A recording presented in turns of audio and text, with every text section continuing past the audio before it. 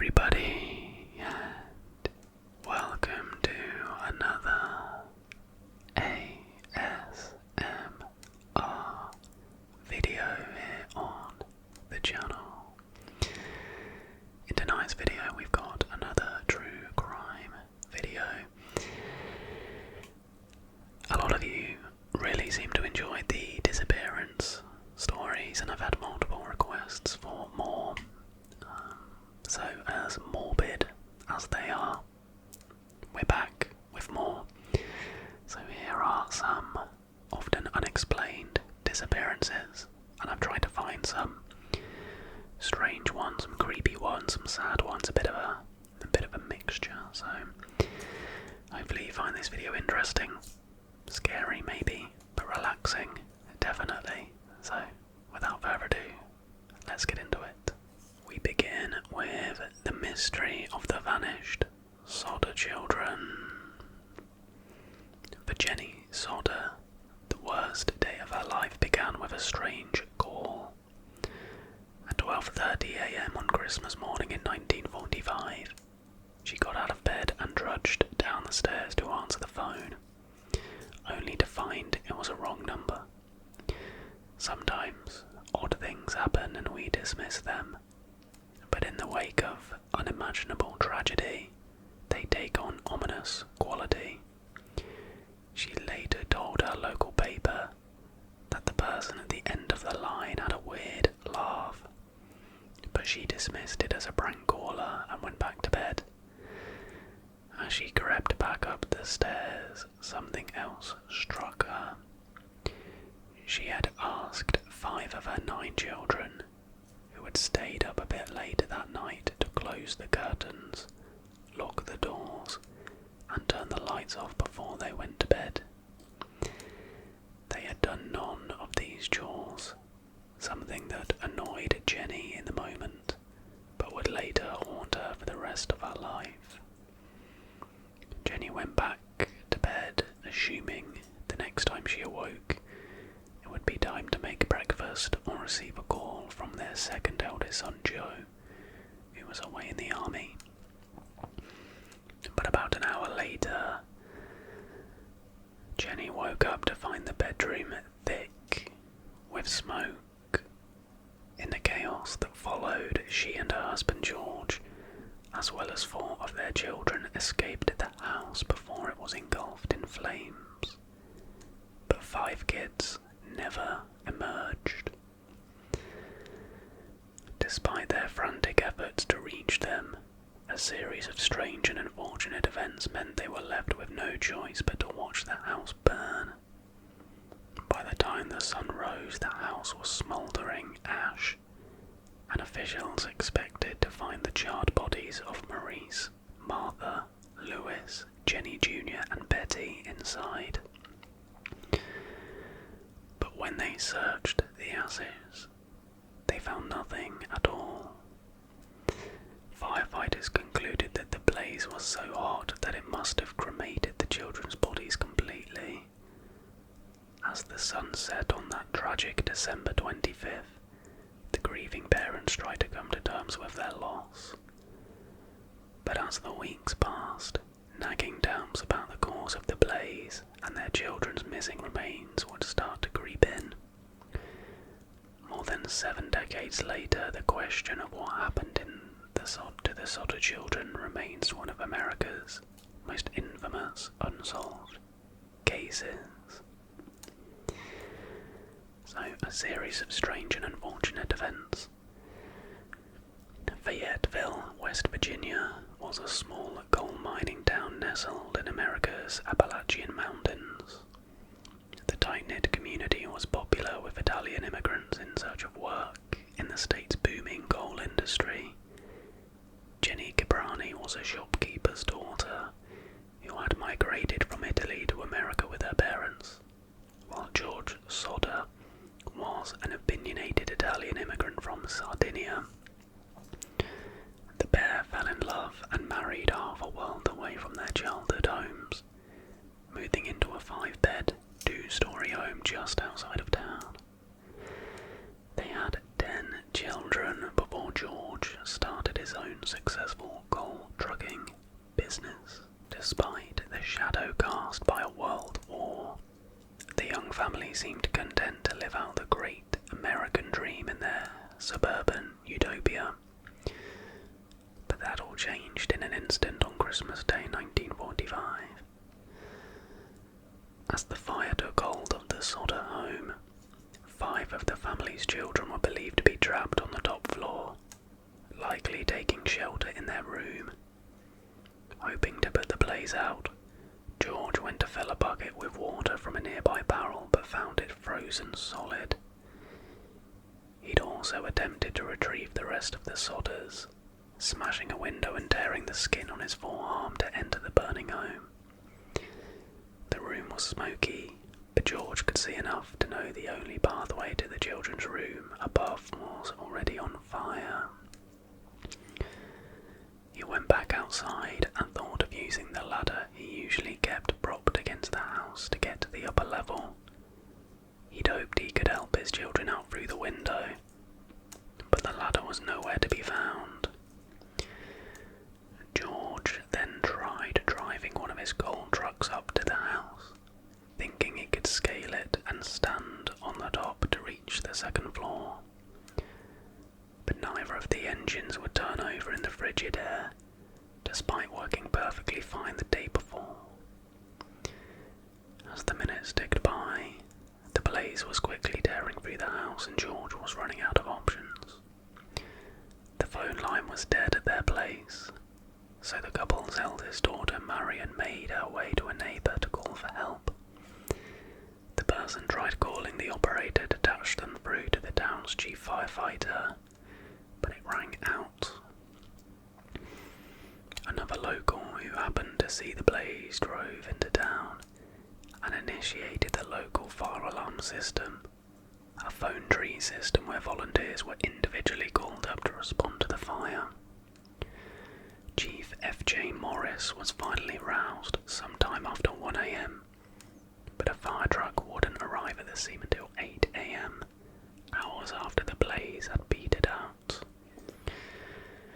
Steve Cruikshank, a firefighter in Fayetteville since 1967, later explained the cause of the delay was due to a lack of resources, with many of the town's young men losing their lives in the war. By the time help arrived, all that remained of the Sodders' home was a desolate ruin of rubble, ash, and smoke. But the question is, did the Sodder children die in the fire?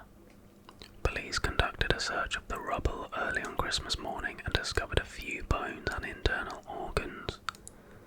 But the grieving parents were told there was no trace of Maurice, Martha, Louis, Jenny, or Betty. The fire chief believed the blaze had burned hot enough to cremate the remains completely. George and Jenny were in a state of disbelief, but initially took the officials at their word that the 5 children had likely perished in the fire. George and Jenny were advised to steer clear of the scene while another search was held. But less than a week later, the family patriarch used a bulldozer to clear the rubble and buried what was left of the house in 5 feet of dirt. The site would become a memorial to the children, and the rest of the Sodders would live in a house on the other side of the pine tree that overlooked their old home. As they attempted to move on with their lives, the mystery of what happened that tragic Christmas day deepened in the days, weeks, and months after the fire took place. An investigation ruled faulty wiring in George's study was the cause of the blaze, but George began to have doubts about that conclusion, remembering a local power company had recently inspected the wiring. There was also the strange disappearance of the ladder, which was usually propped against the Sodder's house, but couldn't be located on the night of the fire. It was later found discarded down an embankment 22 meters from the property. As part of their investigation, authorities also discovered the telephone line to the house had been cut on the night of the blaze. Neighbours Kremers told police they had seen a shadowy man near the Sodder house on Christmas Eve, stealing a block and chain from George's garage. The man was later tracked down and identified as local Lonnie Johnson. He pleaded guilty to theft and cutting the phone line, but denied any involvement with the fire. With so many odd occurrences surrounding the Christmas Eve tragedy, the Sodders started to wonder if the blaze had been deliberately lit. They also began to suspect their 5 children did not perish on Christmas Day, but may have been kidnapped and the fire used to cover it up. 2 years after the tragedy at their house, the Sodders commissioned a report from an Ohio crematorium, which contradicted official statements about the fire burning hot enough to cremate the remains.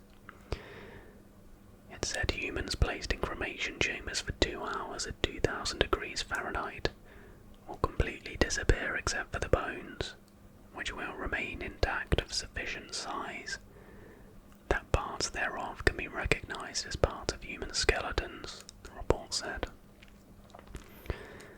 The fire at the Sodder home reportedly only burned for 30 to 40 minutes. Meanwhile, a search of the scene in 1949 failed to turn up any promising information about the children's remains.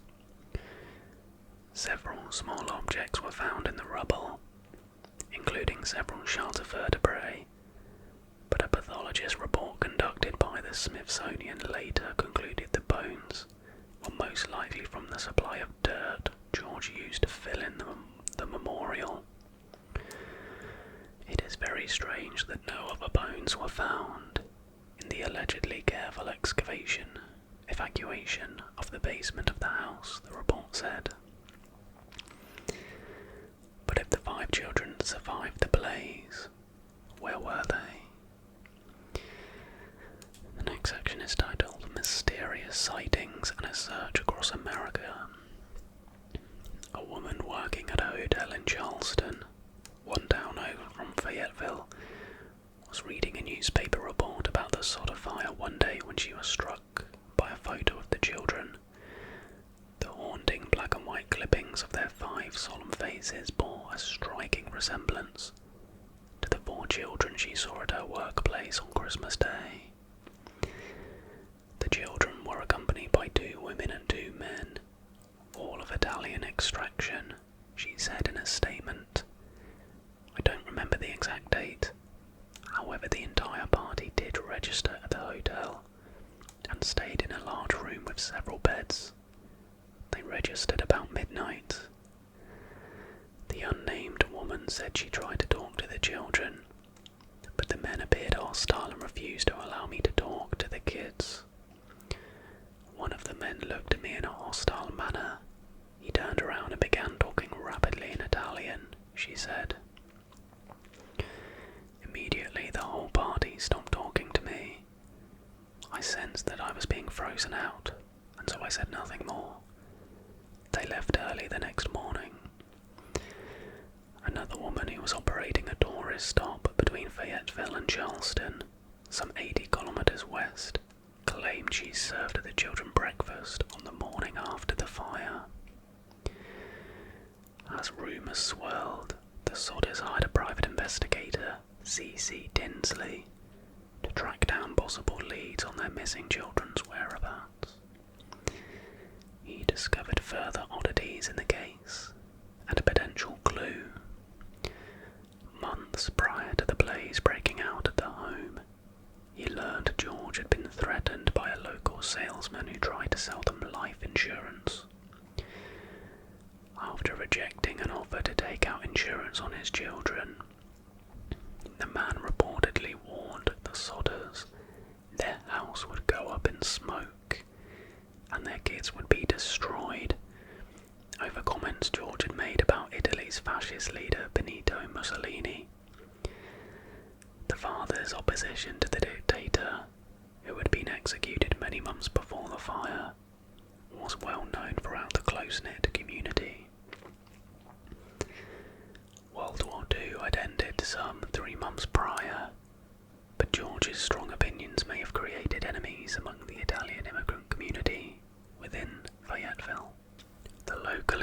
insurance salesman who had threatened George and served on the coroner's jury on December 26th, which determined the cause of the fire was faulty wiring, was never investigated. While there were no solid clues, the mystery of what happened continued to haunt the family in the small town where they lived. In 1952, Jenny and George arranged for a billboard to be erected near the former home along Route 16, so passers-by could see the grainy, sepia-toned portraits of their 5 children. They offered $5,000 for any information, and regularly updated the board with possible clues, before it was taken down in 1989 after Jenny's death. During that time, George and his wife continued their search, receiving tip-offs, missives, and alleged sightings of the children. George was once convinced that his daughter, Betty, was one of the school children photographed in a magazine he was reading. He travelled all the way to her school in Manhattan in the hopes of speaking to her parents, but they refused to see him. Other potential leads took them all over the country, from Mexico to Florida, Tennessee to New York. Right before my grandfather died, my dad took him to Texas to follow up on a lead. George and Jenny's granddaughter, Jenny Enthorne, told The Independent, "He was very sick and my dad drove him all the way to Texas. And he was so disappointed that it didn't pan out, that they literally turned around and drove back." While odd clues and possible leads were uncovered over the years, there was never any conclusive evidence that the children had escaped the fire and were still alive. The Sodders were told their search was hopeless, and the case was closed in 1950. Damn, that is an insane story. I mean, there does seem to be a lot of clues and evidence that it was more than just a fire, but then I don't know if in your kind of like grief and desperation, do you kind of make connections that aren't necessarily relevant because you're just dying for an explanation? I don't know, but certainly, definitely is very, very strange. Got a bit of a shorter one now. Here we have Sneha Philip. I think it's how you say her name, Sneha. Sneha Philip, the mystery of the woman who disappeared on 9/11. 20 years have passed since Sneha Ann Philip was last seen alive in New York City. Within that time, she's been included, removed, and re-added to the official 9/11 victims list. Accounts of her actions have been given and retracted, and even her official date of death has been changed. The descriptions of her life and character given by police and her family are so markedly different. They could be about 2 entirely separate people. In other words, even after 2 decades, the fate of Sneha Philip remains a complete mystery. The 31-year-old doctor spent a seemingly peaceful afternoon at home alone in her downtown Manhattan apartment on 10th of September 2001. She repotted some orchids and spent 2 hours chatting to her mum over instant messenger, telling her about a fun night she'd had and sharing plans for the week ahead. In the late afternoon, she headed out to do some shopping at a nearby department store, where she bought lingerie, a dress, bed linen, and some shoes. She was captured browsing there on CCTV. And that, according to all official records, was the last trace of her. Many versions of the rest of her story have been told, among them that she used the cover of 9/11's chaos to escape her increasingly complicated life, that she was killed at the World Trade Center, heroically helping those injured by the terrorist attacks, or that she met with foul play on a night out. Not a single one of those theories is supported by anything but the flimsiest scraps of evidence.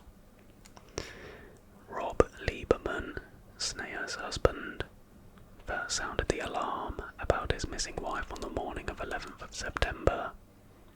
She hadn't been home when he got back from work at the Jacobi Hospital the night before, but it wasn't unusual for her to stay out overnight without letting him know. He left again the next morning without having seen her. When Ron heard the news that a plane had just struck the North Tower of the World Trade Center, about 2 blocks from their apartment, he called around her friends and family to see if anyone had heard from her. They hadn't. Sneha was listed as one of the presumed victims of 9/11, and her family firmly believed she died a hero that morning, reported New York Magazine. It's certainly possible she could have seen the crisis at ground zero, rushed to use her medical training to help the injured, and then been killed as the buildings collapsed, like so many others. But after looking closely into Sneha's life before her disappearance, the police suggested the story might be quite a different one. Sneha's private life had become increasingly complicated.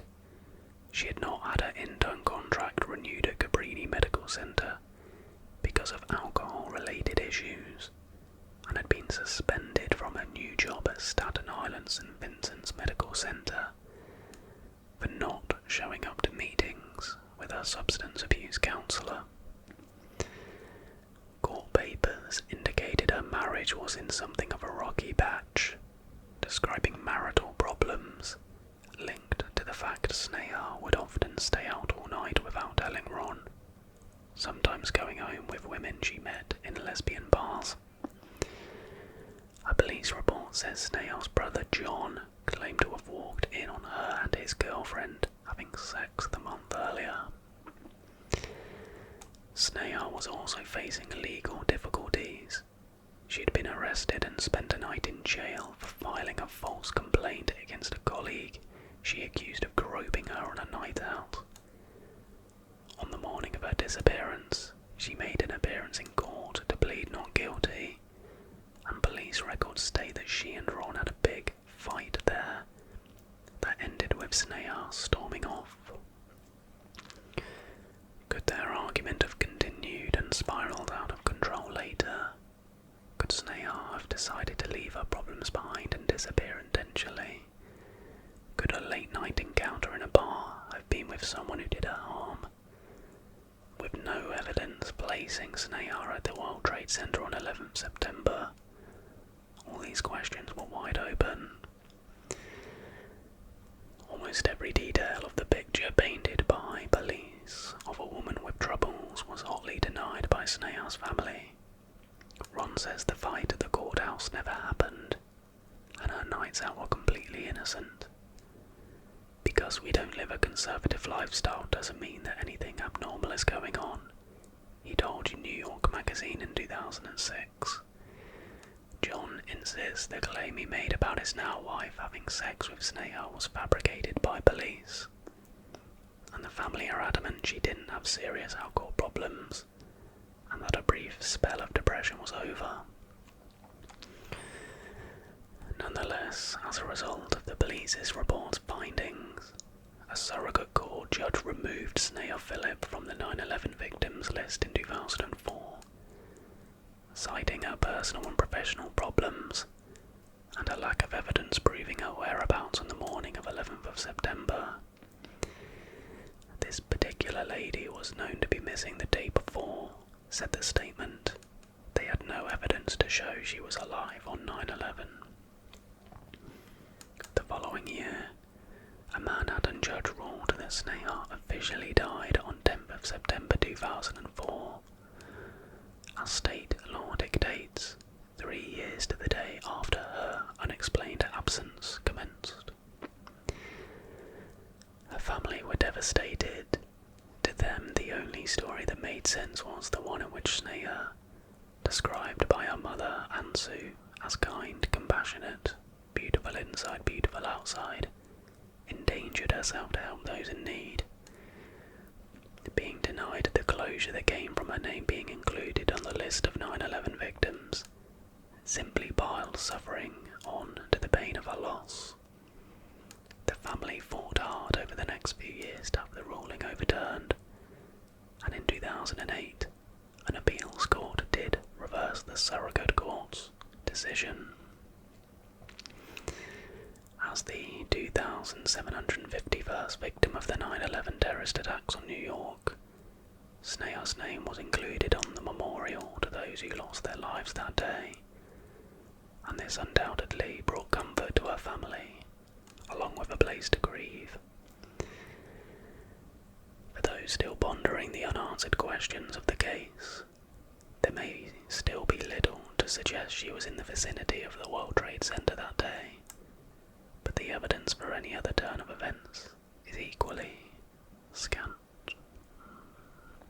Interesting, very interesting. We move on now to the mysterious disappearance of the Jamison family. Jamison.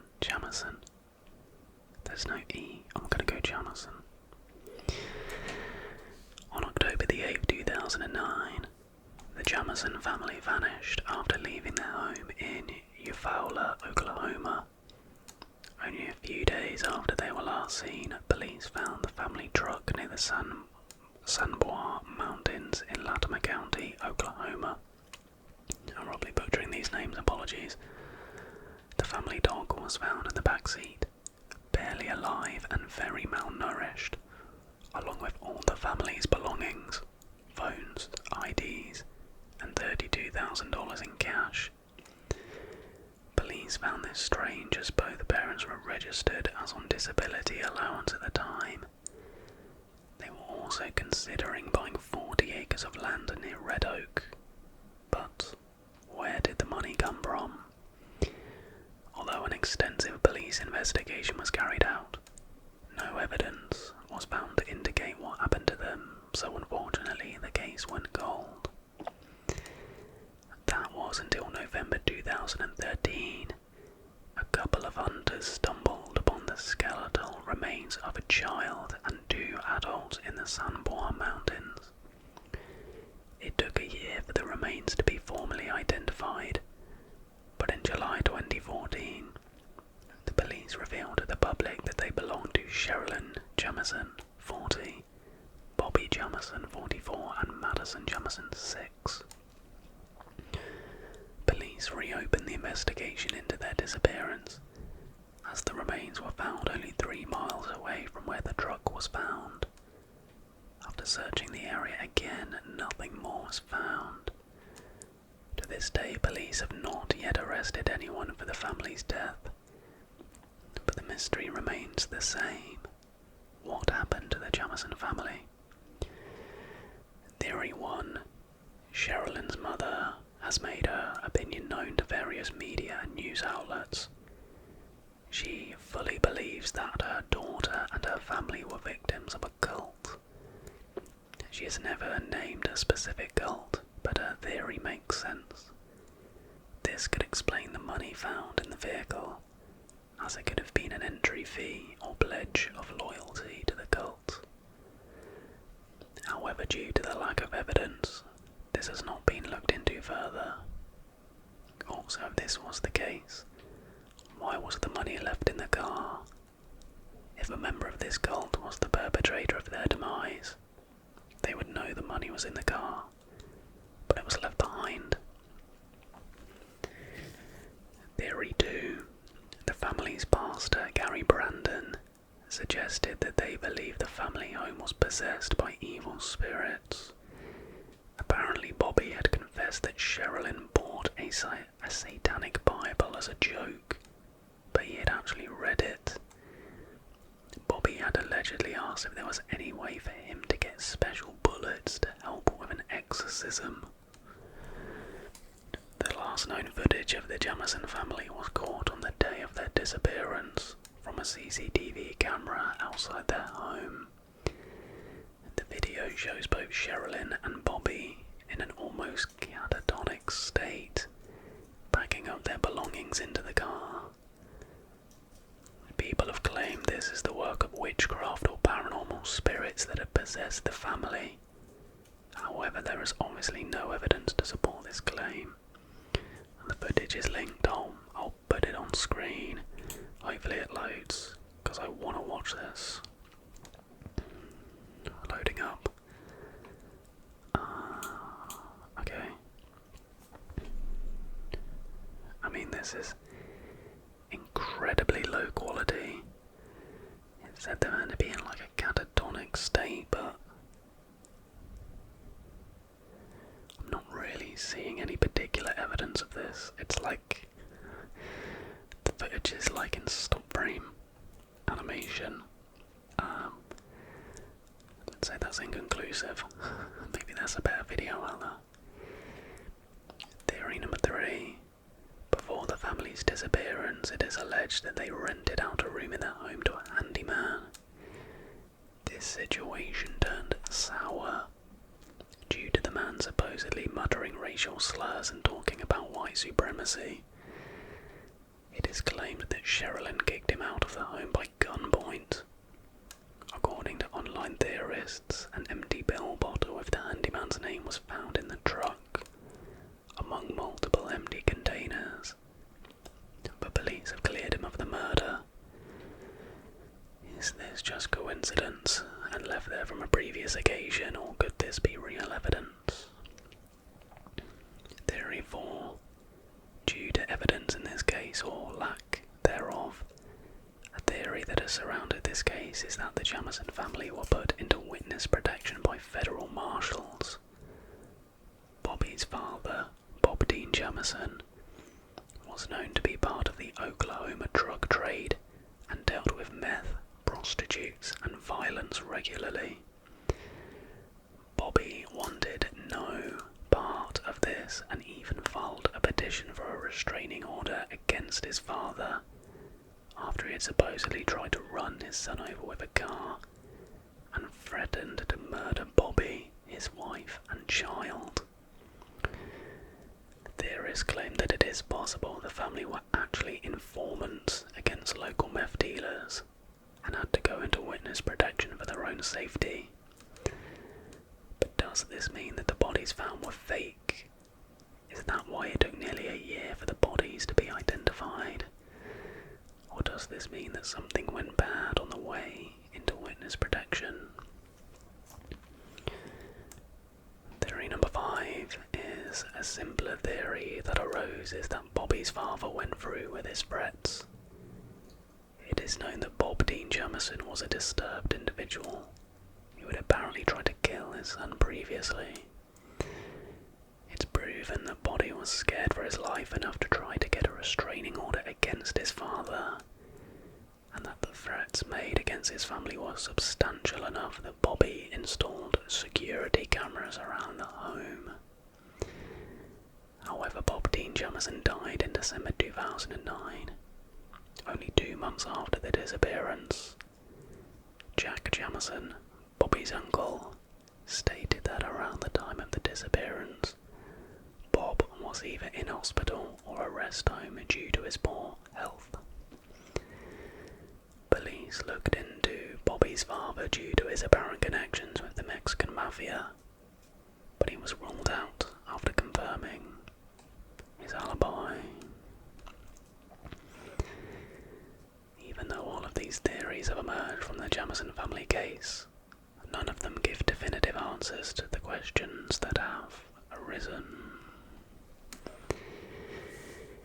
Yeah, I mean, the really strange part of this is the 32 grand in the back, right? Because if you're going to the effort of murdering a family, you wouldn't just leave 32 grand in the backseat. That's very strange. Maybe the paranormal investigate, the paranormal theory is the real one, because ghosts don't really care about money. Now we have the disappearance of Brandon Swanson. Shortly after midnight on May 14th, 2008, Brandon Swanson of Marshall, Minnesota, drove his car into a ditch on his way home from celebrating the end of the spring semester with fellow students from Minnesota West Community and College's Canby campus. Uninjured, he got out and called his parents on his cell phone. Unsure of his exact location, he told them he believed he was near Lind, and they drove out to pick him up. However, they were unable to locate him or his vehicle. Swanson remained on the phone with them until he went silent 47 minutes later, after exclaiming, "Oh shit." He has not been seen or heard from since. In the morning, Swanson's parents reported him missing to the police, who advised them to wait as such behaviour was not uncommon for young men his age. Later that day, the circumstances of his disappearance became more complicated when his cell phone record showed he had been near Porter, 25 miles from where Swanson had said he was, in a different direction. That information led to the discovery of his car in a ditch near Taunton, with the car doors open and keys missing. It is not known whether Swanson was aware of this discrepancy when he talked to his parents. Foul play has not been ruled out, but it has also been proposed that he might have accidentally fallen into the Yellow Medicine River, near where his car was found, and drowned. Although extensive searches have not found a body, land searches with dogs have continued in the area for several years. His parents successfully lobbied the state legislature to pass Brandon's Law, which requires the police begin investigations of missing adults promptly. So, background: a native of Marshall, Leon County, in southwestern Minnesota, Swanson graduated from Marshall High School in 2007. He then chose to study wind turbines for a year at the Minnesota West Community and Technical College campus in Canby. Classes at Minnesota West ended for the academic year on May 13, 2008. Swanson stayed in Canby for the evening to celebrate with friends. At 2 different parties he was witnessed drinking alcohol, but his friends said not enough to make him visibly intoxicated. Swanson left Canby for the 30-mile drive home before midnight. Just before 2 a.m, he called his parents on his cell phone, telling them he had driven his Chevrolet Lumina off the road and into a ditch, from which he could not remove the car. He was not hurt and asked them to come to where he was and pick him up. Annette and Brian Swanson got in their pickup truck and drove out to where they thought he was, keeping him on the phone despite occasional hang-ups and drops. Brandon stayed with his car and tried to signal them by flashing his lights on and off, but they saw nothing, nor did he see them do the same. Brandon finally gave up and told them he was leaving the car to walk toward lights he could see that led him to believe he was near Lind, a small town roughly 7 miles southwest of Marshall. He told his father to head for the parking lot of a local bar and wait for him there. Brian began driving there, talking to his son as he did. Shortly after 2:30, 47 minutes into the call, Brandon suddenly interrupted himself on the phone and said, "Oh shit." He was silent for the remainder of the call, until his parents hung up and made multiple attempts to call him back. Brandon has not been seen or heard from since. So the investigation. At 6:30 a.m, his parents reported Brandon missing to the Lind police. They were told at first that it was hardly unusual for young men that age to stay out all night after the last day of college classes. Annette Swanson specifically recalled that one of the officers said it was Brandon's right to be missing. Later that morning, the Lind police did start a search but found no trace of Brandon in the town or outside. They requested requested that the office of County Sheriff Joel Dahl assist them. To better focus the search, the sheriff's office obtained Brandon's cell phone records, which revealed that Brandon had been calling from the vicinity of Taunton, along State Highway 68. The main route can be northwest of Marshall, 25 miles from Lind. Searching in that area, deputies discovered Brandon's abandoned car in a ditch of a gravel road along the Lincoln County line a mile north of Highway 68, bringing the office of that county sheriff, Jack Visecki, into the investigation as well. He told the media that the Lumina had gotten hung up on the top of an incline at the edge of the road, not seriously enough to damage the car, but enough to keep the wheels from touching the ground on that side. There was nothing else found amiss with the car, and due to the grass and gravel in the area surrounding it, there were no tracks, and thus no way to tell what direction Brandon might have started walking. His cell phone call had been routed through a tower at the intersection of County Routes 3 and 10 near Minneota, another town along Highway 68. By May 15th, the call had been determined to have come from within 5 miles of the tower. Searchers were concentrating their efforts there, since part of that circle included Yellow Medicine County to the north. Authorities from that jurisdiction also took part. Dahl noted that from the area, a red light atop a Taunton crane elevator could be seen. He thought that it was possible that the red light Brandon had seen had led him to believe Lind was within walking distance. Ground searches were being complemented with a flyover by an aerial team. Search dogs were also brought in from the Twin Cities. A team of bloodhounds from nearby Cottington County, South Dakota, picked up a 3-mile scent trail that largely followed the field roads west-northwest to an abandoned farm, then along the Yellow Medicine River to a point where it appeared to enter the stream. Brandon had mentioned passing fences and nearby water, his father recalled. On the theory that Brandon might have drowned, boats from the state's Department of Natural Resources were deployed along the river, and gates were installed.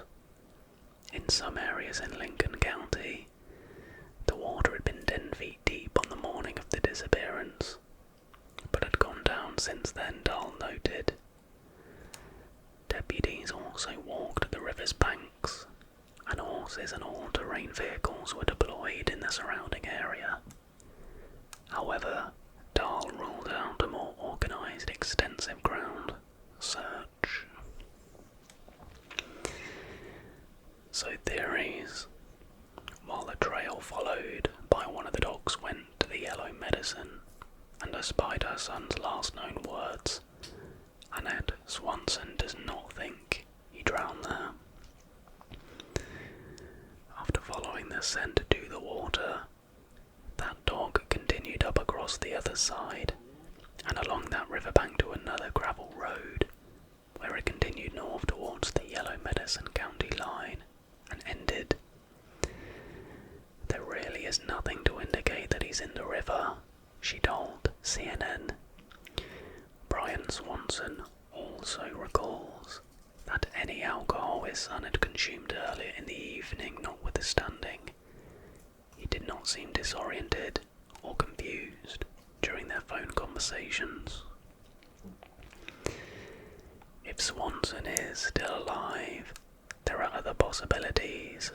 Although they appear remote, he could have intentionally disappeared, but his parents do not believe he would have done that.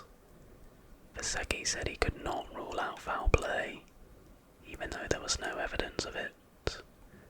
Someone could have been in the shadows, and they got him that way, he speculated. I think with all of these it's just like, I want to know. Like, they're interesting because they're unsolved, but they still leave me with like a nagging annoyance that I literally just want to know what happened, and we'll never know. Realistically, we'll probably, with all of these, never fully know.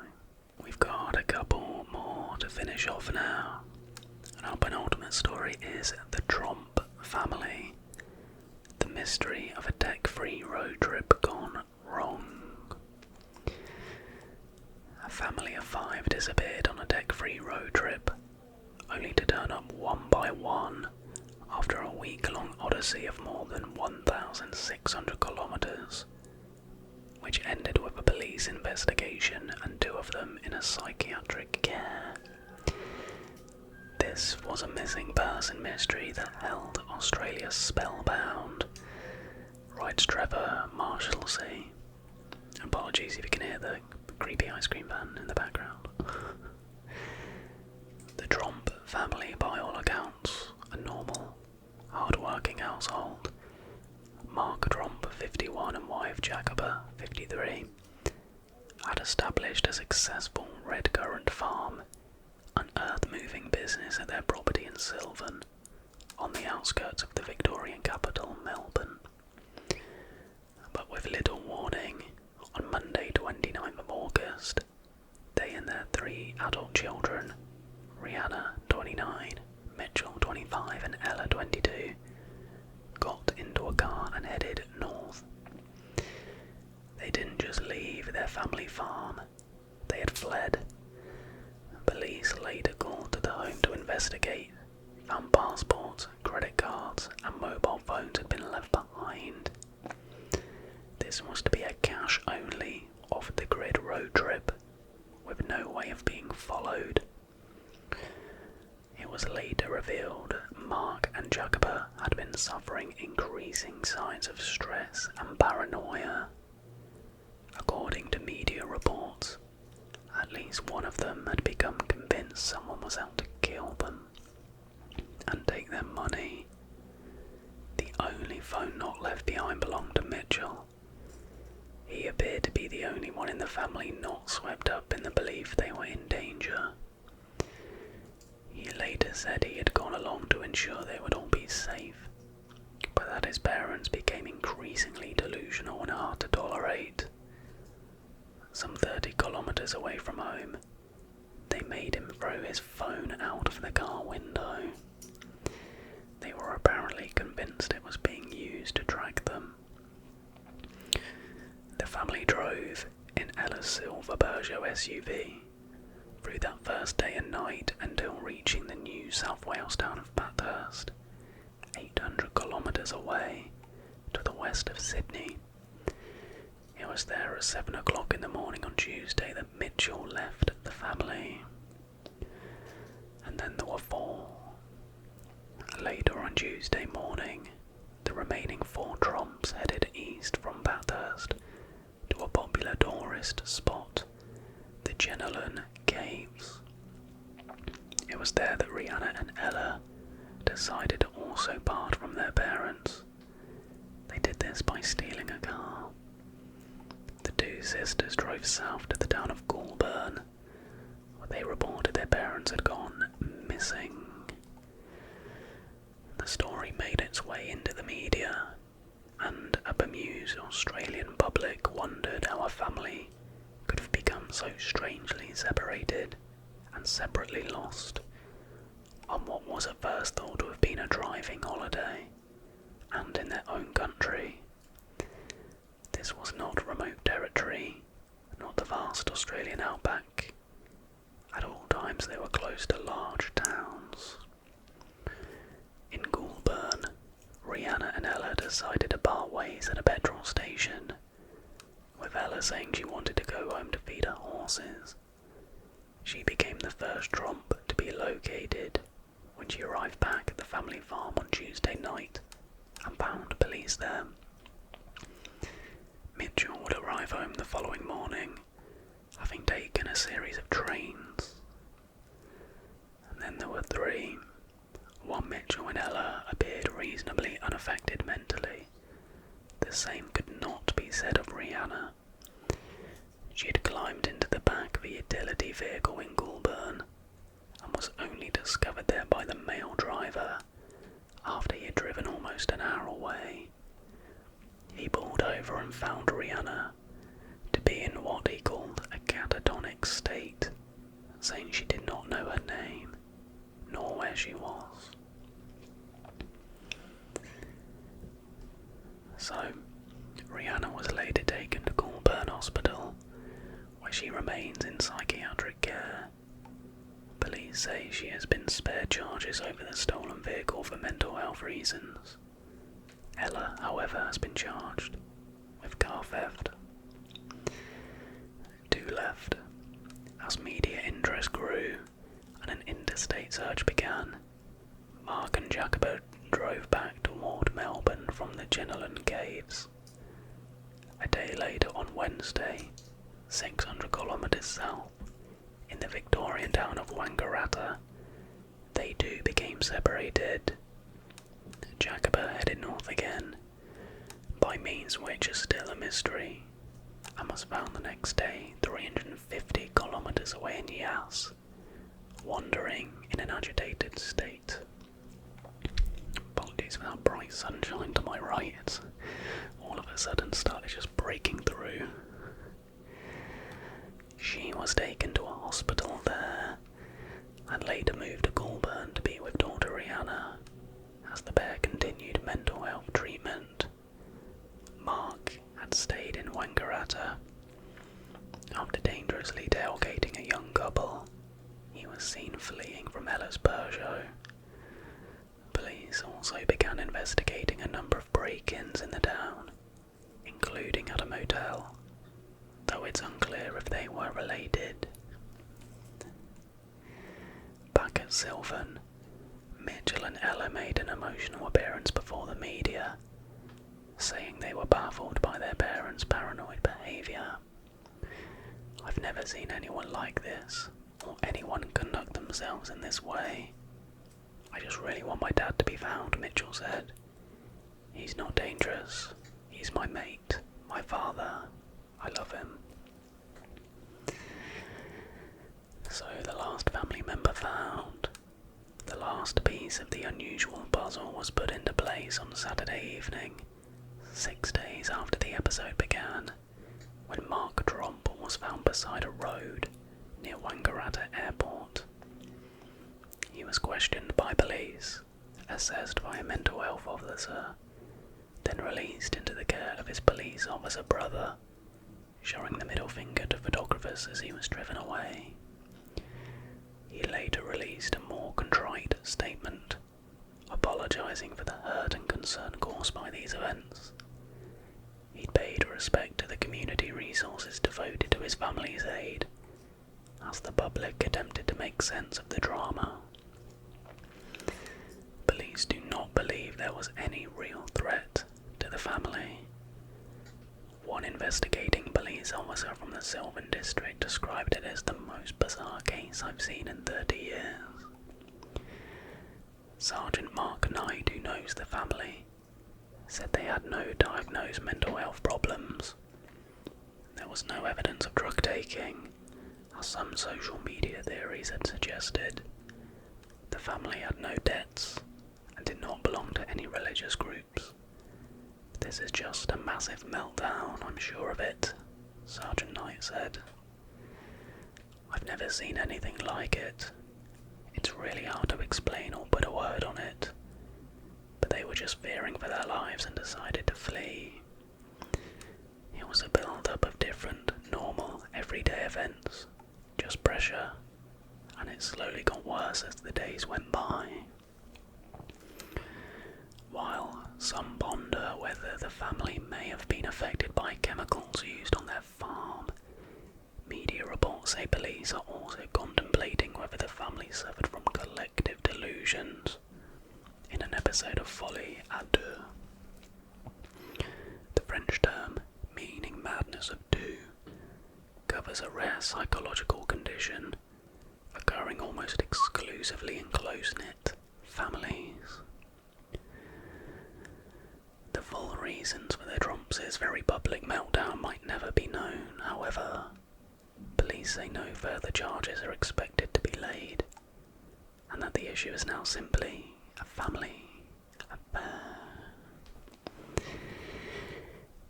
Yeah, sadly, it just sounds like a really serious mental health breakdown from the parents, and then subsequently ended up being Rihanna as well, which is sad.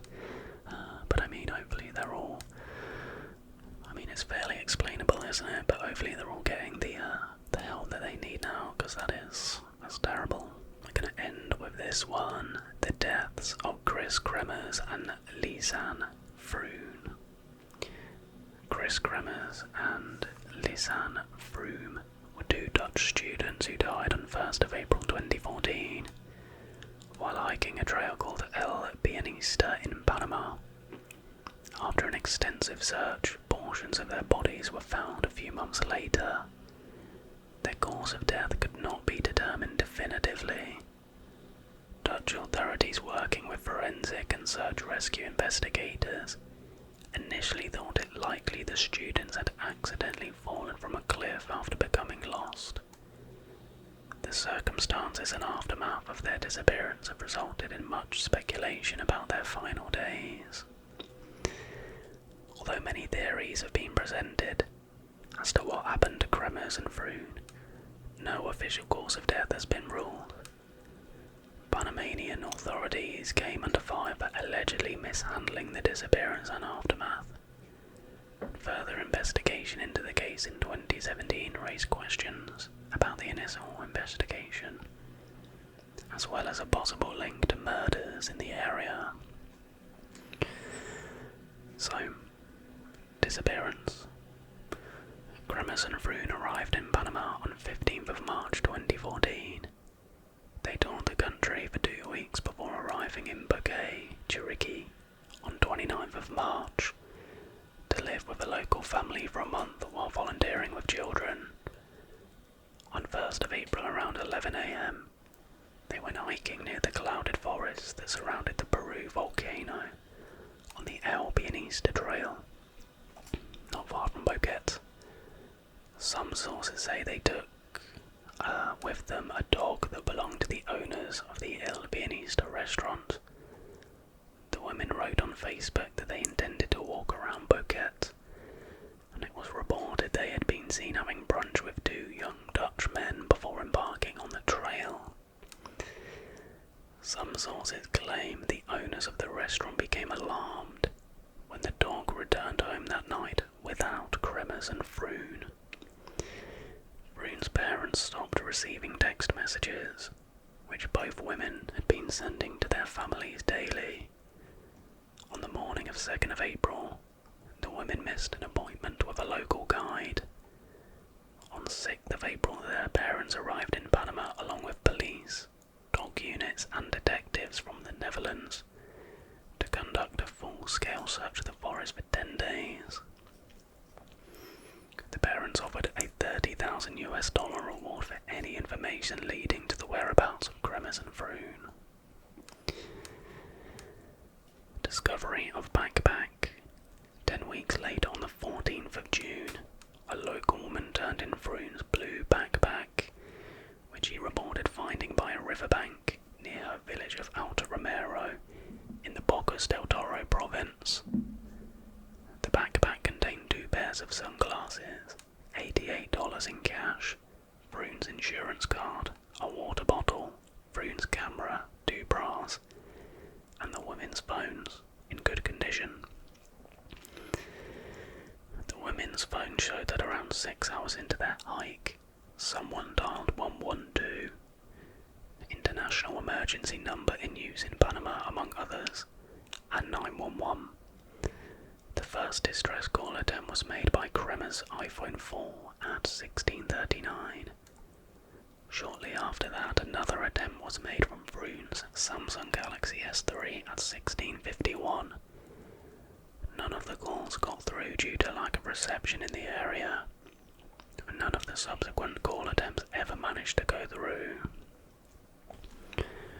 On 4th of April, Froon's phone battery became exhausted after 5 o'clock in the morning, and the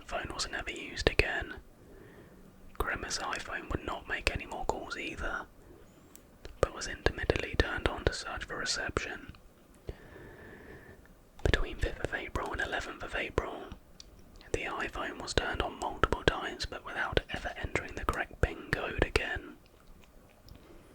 On 11th of April, the phone was turned on at 10:51 AM and was turned off for the last time at 11:56 AM. Froon's Canon camera contained photos from 1st of April, suggesting that the women had taken a trail at the overlook of the Continental Divide and wandered into some wilderness hours before their first attempt at making emergency calls, but with no signs of anything unusual. On 8th of April, 90 flash photos were taken between 1 and 4 o'clock in the morning, apparently deep in the jungle and in near complete darkness. A few photos show they were possibly near a river or ravine. Some show a twig with plastic bags on top of a rock. Another shows what looks like a backpack strap and a mirror on another rock. And another shows the back of Kremers' head. The discovery of the backpack led to new searches along the Colubre River. Kremers' denim shorts were found atop a rock on the opposite bank of the tributary, a few kilometers away from where Froon's backpack had been discovered. A rumour claimed that the shorts were found zipped and neatly folded. Pictures of the shorts published in 2021 disproved this information. 2 months later, closer to where the backpack was discovered, a pelvis and a boot with a foot inside were found.